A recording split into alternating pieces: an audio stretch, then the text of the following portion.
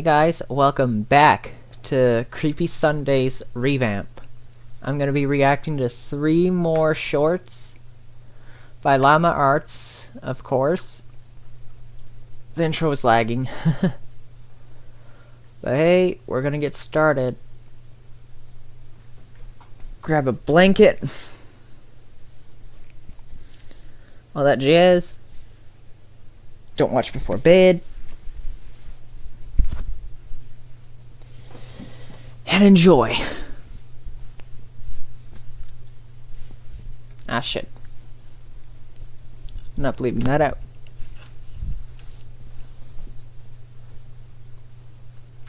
I want a brand new, a different chair too. Okay. So here we go.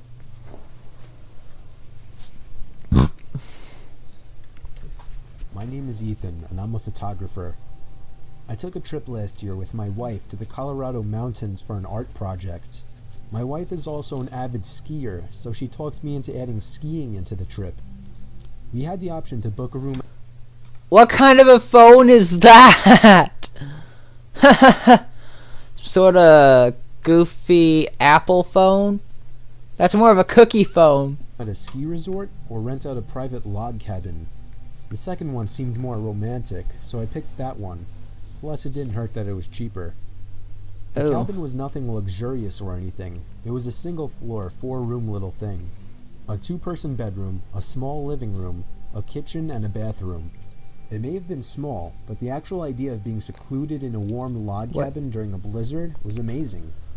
However, the storm was interfering with the cable signal, so we didn't have much to do this one particular evening.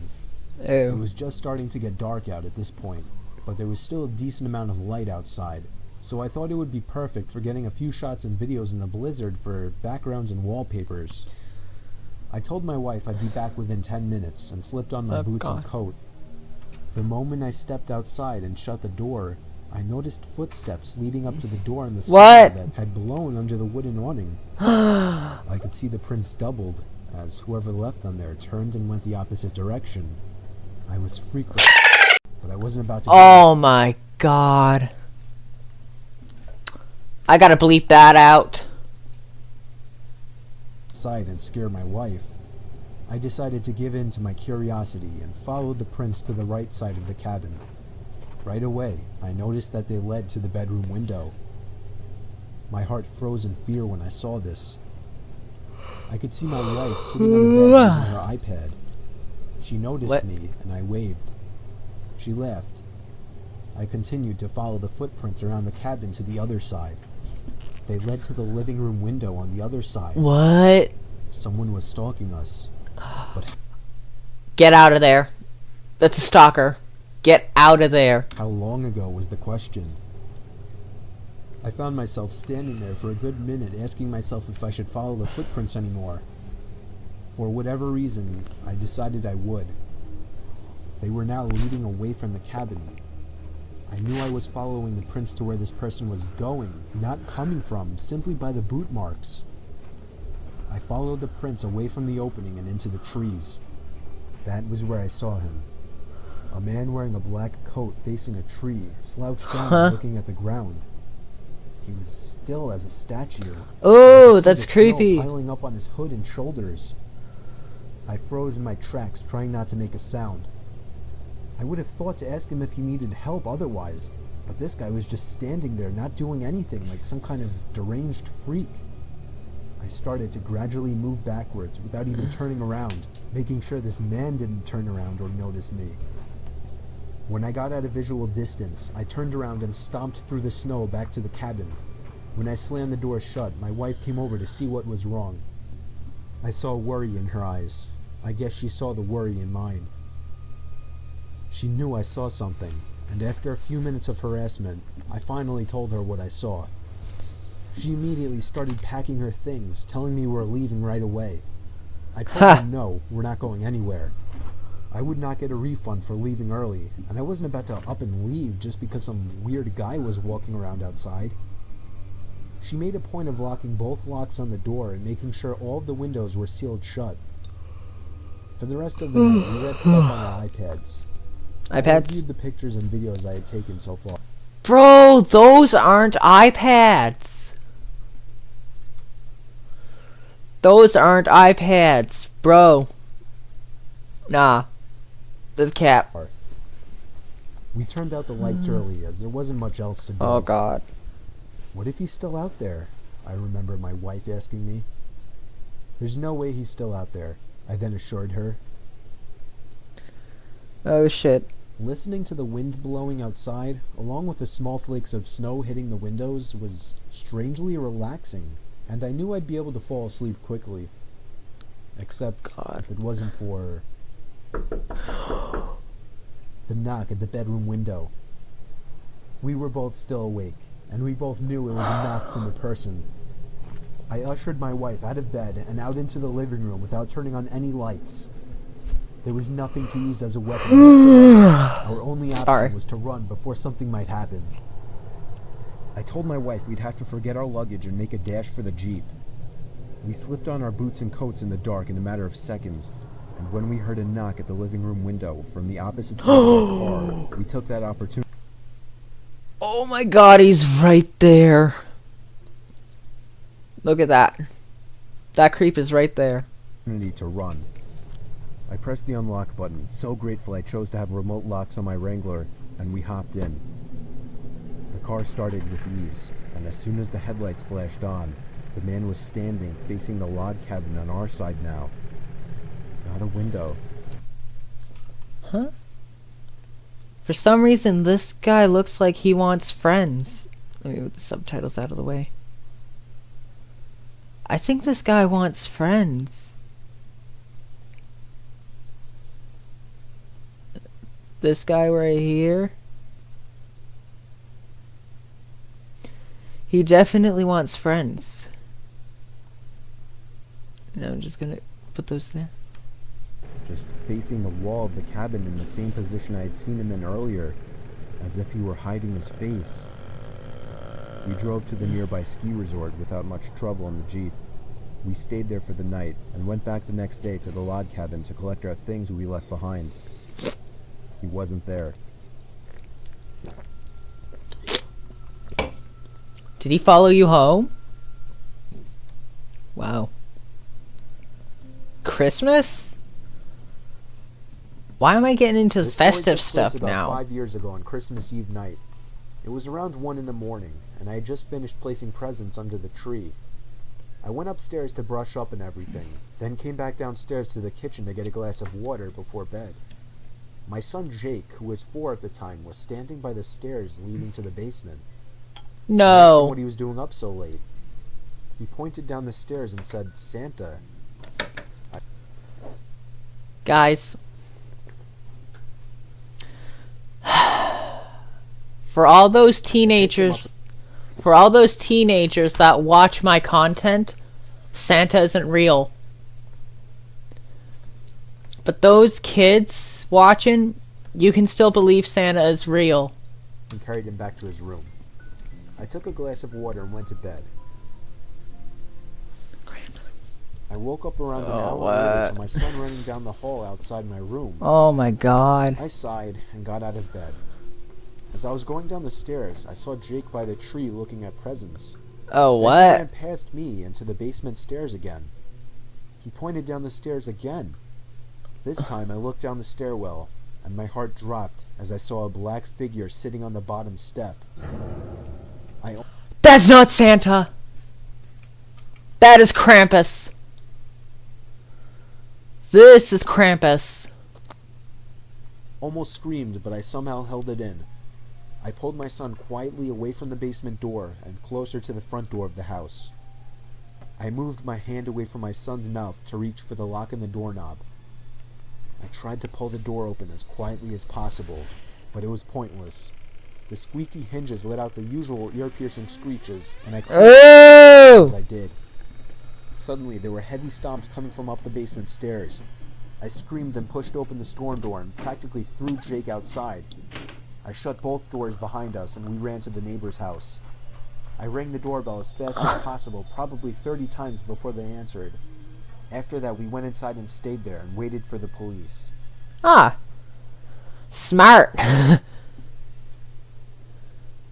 That was a smart idea. Wait for the police. And if you see me kind of mirroring the camera every now and then, I can do that.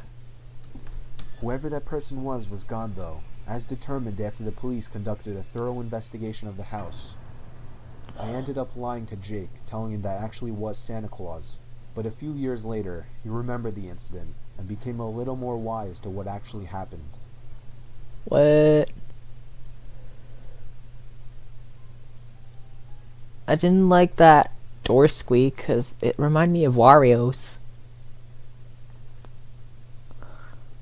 Oh no, not this one. I know what happens here. I don't want to spoil it though. This is the third one. When I was a kid, my parents would sometimes bring me down to my aunt and uncle's place to stay for the weekend. Mainly, I'd spend time that playing house with is my two creepy. cousins who were around the same age as me. Hey, I like to climb up trees. They lived on a small farm with plenty of open space, and we could run around doing pretty much whatever we wanted. If we Frick's thought we sake. could get away with it, the three of us would sometimes cross over to the neighboring farm about half a mile away. It had been abandoned for decades, with a scattering of derelict buildings and other structures still standing on the property, just begging to be explored. This was, of course, a gold mine. Really? Really? Investigating? Oh my god. Hang on. I need to get up for a second. You know what?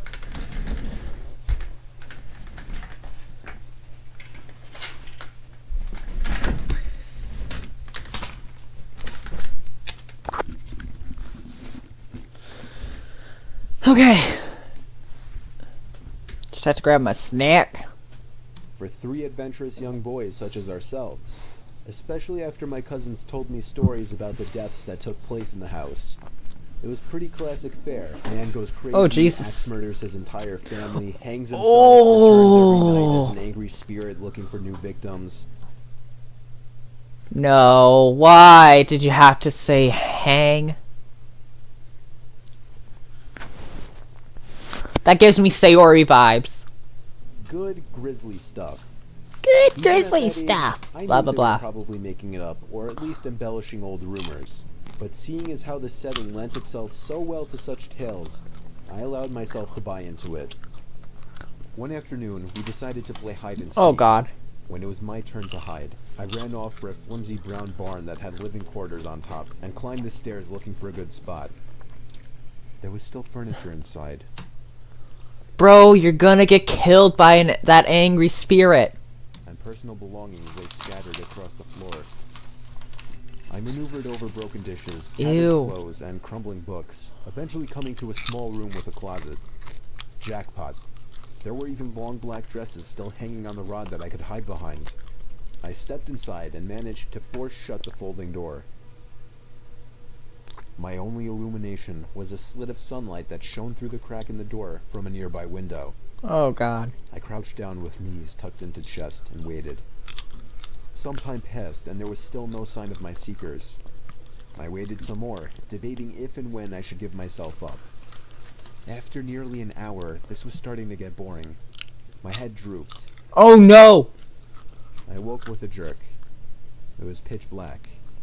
Drowsy and confused, I forgot for a minute where I was or what I had been doing. As it came back to me, the Oh, no. realization that it was now nighttime and that I had been abandoned here filled me with sinking dread in the pit of my stomach. Oh no. I tried to get up, but a sudden cramp in my calf kept me grounded.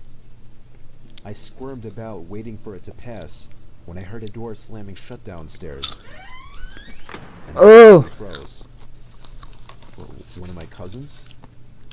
There was a brief period of silence, then footsteps at the bottom of the stairs. But not just footsteps, a thud too. After every other step. These weren't the footfalls of a child. They were slow, heavy, deliberate. I held my breath, praying they would go away. They did not. The Oh, noises no. continued to ascend.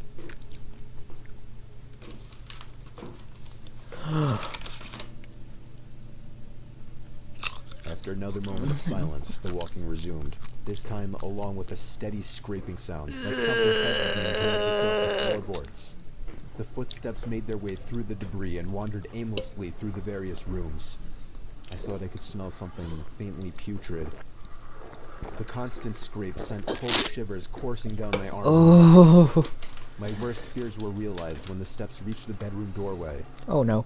They got closer and closer and finally stopped directly in front of the closet door. You're gonna die. I couldn't see a thing.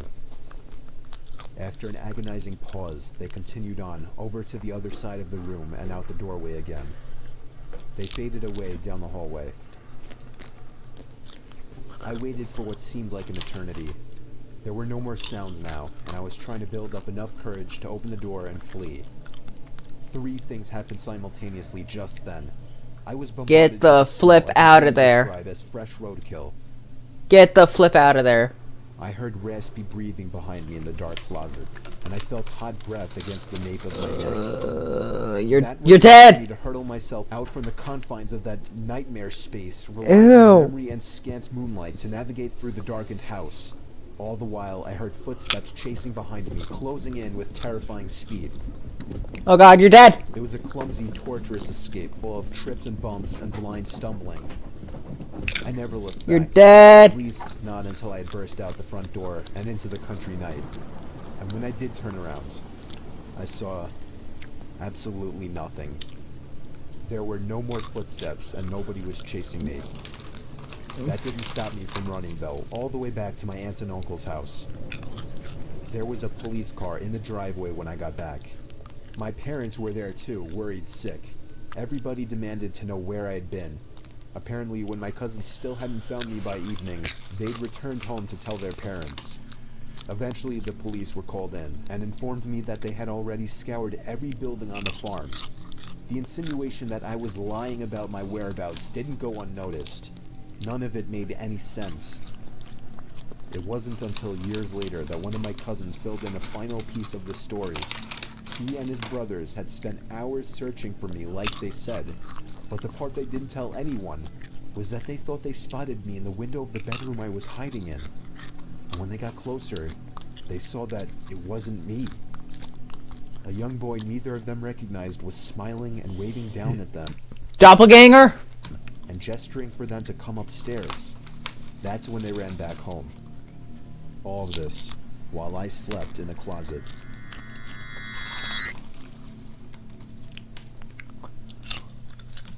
Whoa.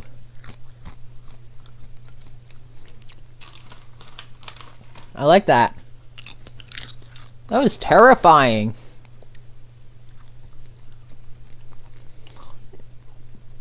Anyway, if y'all enjoyed this video, like, comment, and subscribe. See you in my next video.